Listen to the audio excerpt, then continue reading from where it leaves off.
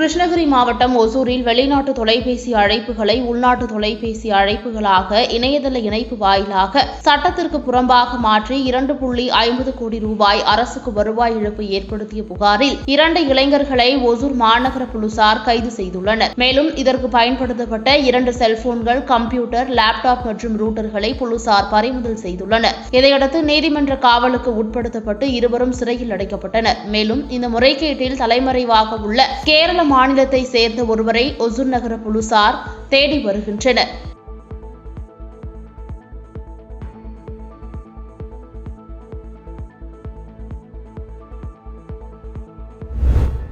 தென்காசி மாவட்ட ஆட்சியர் அலுவலக கூட்டரங்கில் முஸ்லிம் பெண்கள் உதவும் சங்கத்தின் 3வது நலத்திட்ட உதவிகள் வழங்கும் விழா நடைபெற்றது. இந்த விழாவில் மாநில சிறுபான்மையினர் ஆணையத்தின் தலைவர் பீட்டர் ஆல்போன்ஸ் கலந்து கொண்டு பயனாளிகளுக்கு நலத்திட்ட உதவிகளை வழங்கினார். இதில் மோட்டார் பொருத்தப்பட்ட தையல் இயந்திரங்களை 231 பயனாளிகளுக்கும், தொழில் உதவி, கல்வி உதவித் தொகைகள் உள்ளிட்ட 30 லட்சம் மதிப்பிலான நலத்திட்ட உதவிகள் வழங்கப்பட்டது.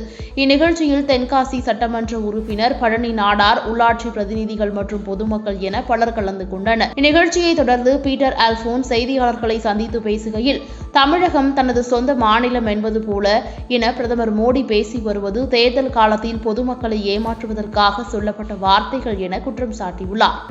அப்பட்டமான மோசடி, தேர்தல் காலத்திலே மக்களை ஏமாற்றுவதற்காக சொல்லப்பட்ட வார்த்தைகள்.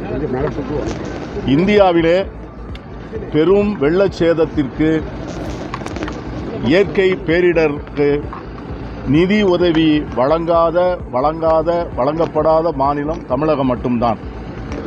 மற்ற எல்லா மாநிலங்களுக்கும் இயற்கை பேரிடர் வந்தால் ஓடி ஓடி சென்று ஒன்றிய அரசிடமிருந்து பல்லாயிரக்கணக்கான கோடி ரூபாய்களை அள்ளி வழங்குகிற ஒன்றிய அரசும் பிரதமர் மோடி அவர்களும் தமிழ்நாட்டிலே நடந்த மிகப்பெரிய மழை வெள்ள சேதத்திற்கு ஒரு பைசா கூட கொடுக்கவில்லை என்பது இந்த ஒன்றிய அரசும் பாஜகவும் மோடி அவர்களும் தமிழகத்திற்கு செய்த மிகப்பெரிய துரோகம். முன்னாள் முதலமைச்சர் ஜெயலலிதாவின் 76வது பிறந்த நாளை முன்னிட்டு ஆர்கே நகர் தெற்கு பகுதிக்குட்பட்ட கொருக்குப்பேட்டையில் வடசென்னை மருத்துவ சவர தொழிலாளர்கள் 500 குடும்பங்களுக்கு அரிசி, வேட்டி, சேலை உள்ளிட்ட நலத்திட்ட உதவிகளை வடசென்னை வடக்கு கிழக்கு மாவட்ட கழக செயலாளர் RS ராஜேஷ், கழக அமைப்பு செயலாளர் ராயபுரம் மனு ஆகியோர் சிறப்புரையாற்றி நலத்திட்ட உதவிகளை வழங்கினர். முன்னதாக புரட்சித் தலைவர், புரட்சித் தலைவி ஆகியோரது திருவுருவ படத்திற்கு மலர் தூவி மரியாதை செய்தனர். கூட்டத்தில் மாவட்ட செயலாளர் RS ராஜேஷ் பேசுகையில், போதை கலாச்சாரம் இளைஞர்களை சீரழித்துவிட்டது, பெண் காவலர்களுக்கு திமுக ஆட்சியில் பாதுகாப்பு இல்லை என குற்றம் சாட்டியுள்ளார். இந்த நிகழ்ச்சியில் நேதாஜி கணேசன், சீனிவாச பாலாஜி, நித்யானந்தம், நிர்வாகிகள் உள்ளிட்ட பலர் இருந்தனர். கடுமையான மழை பாதிப்பு, மக்கள் எல்லாம் இவ்வளவு நீர்ல கஷ்டப்பட்டாங்க. என்ன உதவி மக்களுக்காக செய்து கொடுத்தார்கள்? எல்லாம் மறந்துடுவோம்னா எல்லாம் மறந்துடுவோம். கீழ்த்தளத்துல இவ்வளவு தண்ணி ஓடிச்சிங்க, எல்லா வீட்லயும் கீழே எல்லா இடத்துலயும் கடுமையான பாதிப்பு. இவங்க கொடுக்கிற 6000 ரூபாய்க்கு ஒவ்வொரு வீட்லயும் 1 லட்சம் வண்டி போச்சு, கார் போச்சு, பெட்டு போச்சு, பிரிட்ஜ், என்னென்ன டிவி என்னென்ன இருக்கு அத்தனையும் போச்சு. மறக்கல, யாரும் மறக்கல. சட்டம் ஒழுங்கு பிரச்சனையாக இருக்கட்டும், எந்த பிரச்சனையாக இருக்கட்டும், அனைத்து இந்திய அண்ணா திராவிட முன்னேற்ற கழகம் கையாளும் விதம் வித்தியாசம். கண்டிப்பாக தண்டனை உண்டு. இன்னைக்கு காப்பாற்றிட்டு முன்னே ஒரு பூத்த நாட்டியம் நடந்த கூட்டத்தில் ஒரு காவல் ஆய்வாளர், ஒரு உதவி ஆய்வாளர், அந்த பேர் மகேஸ்வரன் நினைக்கிறேன், ஒரே நேரத்தில் எப்படி உன்னை எங்கேயோ மானபங்கப்படுத்திடுவேன் அப்படின்னு நடக்குமா? அதெல்லாம் இன்னொரு மிருகம் பார்க்கமா?